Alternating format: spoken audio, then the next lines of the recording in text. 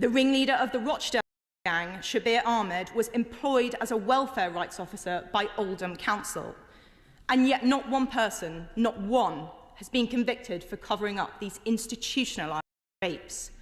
So why have ministers refused to establish a dedicated unit in the National Crime Agency to investigate councillors and officials accused of collusion and corruption? New Conservative MP Katie Lamb attacks the Labour government over the cover-up, collusion, and lack of action concerning the rape gangs.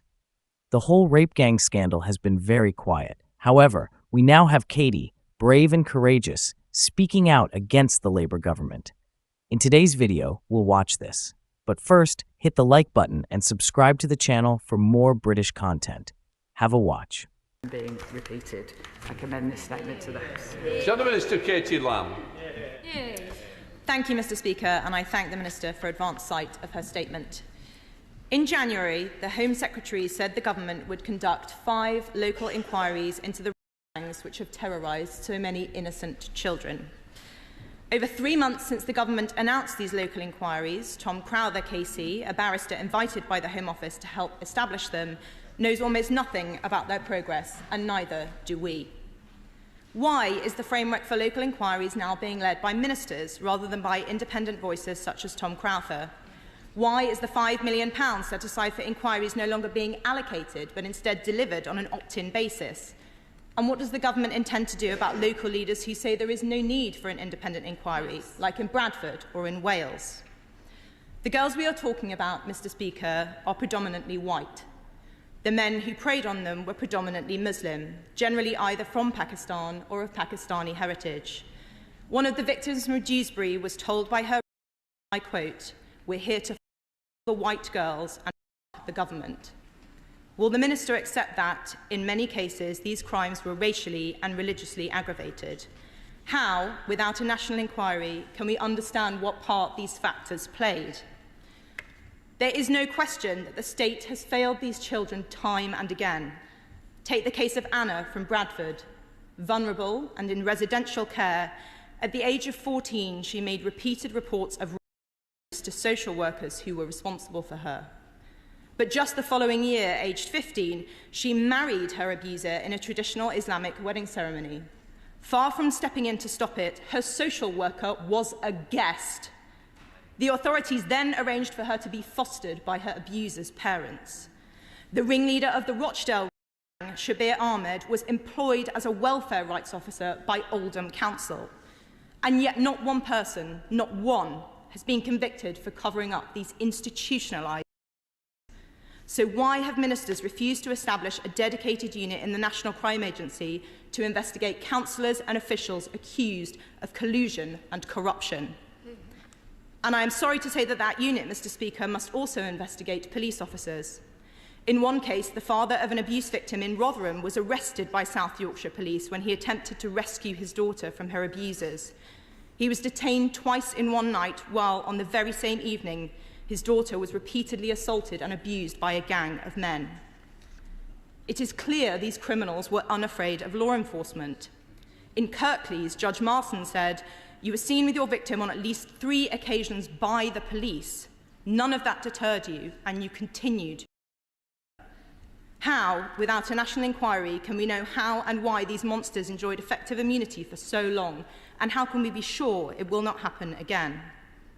We on this side of the House have voted for a national inquiry and tabled amendments which would guarantee the publication of ethnicity data on a quarterly basis, terminate the parental rights of convicted sex offenders, and make membership of a grooming gang an aggravating factor during sentencing so that offenders get the longer, harsher sentences they deserve. Will the Minister commit today to adopting these amendments to protect our children? Finally, I would like to read to the House one particular ordeal, just one example of what these children have suffered. I must warn colleagues, and especially those in the gallery, that this is extremely graphic, but we must not look away or sanitise this evil. Sentencing Mohammed Karar of Oxford to life in prison, Judge Peter Rook said, "You prepared your victim, a 13-year-old girl,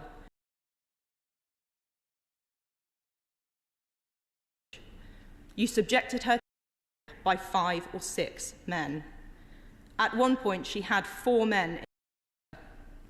A red ball was placed in her mouth to keep her quiet. When she was 12, after raping her, she threatened you with your lock knife. Your reaction was to pick up a baseball bat with a silver metal handle, strike her on the head with it, and then insert it in. This is not about me. It is not about the Minister or the Home Secretary or any of us in this chamber. It is about them, little girls up and down our country whose brutal committed and hidden by those in the British state whose job was to protect them. They deserve justice. In 5 towns, these children and their families may get partial answers. But I have mentioned 5 towns in the last few minutes alone, and there are at least 45 more. In those places, they will get no answers at all. What does the Minister have to say to them? The British people deserve to know the truth. What darker truths does the suffering of these girls reveal about this country? And why won't the government find out? Let me know your thoughts in the comments below. In other news, a growing storm has now reached the heart of Westminster. Labour's Angela Rayner is facing serious allegations over her failure to intervene in the ongoing bin collection strikes that have brought parts of Birmingham to a grinding halt. Speaking from the House of Commons, critics have accused Rayner of turning a blind eye to the crisis, not out of oversight or misjudgment, but due to a direct conflict of interest rooted in her financial ties to the very union behind the strike action. The charges are blunt. Rayner, who serves as Labour's deputy leader, has received personal donations from Unite the Union, a powerful body that not only supports Labour politically, but also represents the striking refuse workers. Now, opponents are asking the uncomfortable question, has Angela Rayner's silence been bought? Have a watch. The effects of the Birmingham bin strike have been declared a major incident. They are a national embarrassment, and with 21-degree temperatures forecast for later this week, will become a public health emergency. With Labour MPs in Birmingham busy campaigning for an airport in Pakistan, and the Secretary of State unwilling to visit the city or take on the Union Unite, is that because of the tens of millions of pounds her party receives from Unite, or indeed the £10,000 she's received for her own election campaign? Well, Mr. Speaker, I thought the Shadow Secretary was beneath that and better than that, but hey-ho. Look, this is a local dispute, and it's right that the negotiations are led locally, Mr. Speaker. We've been clear that both parties should get round the table, and I'm pleased that this happened on Sunday and talks continue today. She still doesn't explain why she's not visited the city to look at this firsthand. Oh, Mr. Speaker, I thought he was going to do better, but he didn't. The Minister was in Birmingham on Thursday, and I'm always happy to visit Birmingham. It's a great city, and it's always been a fantastic place, and I've probably been there more times than the Honourable Member has, actually. What are your thoughts on what we discussed in today's video? Let me know down in the comments section below, and make sure you do drop a like on this video and subscribe to the channel for more British content.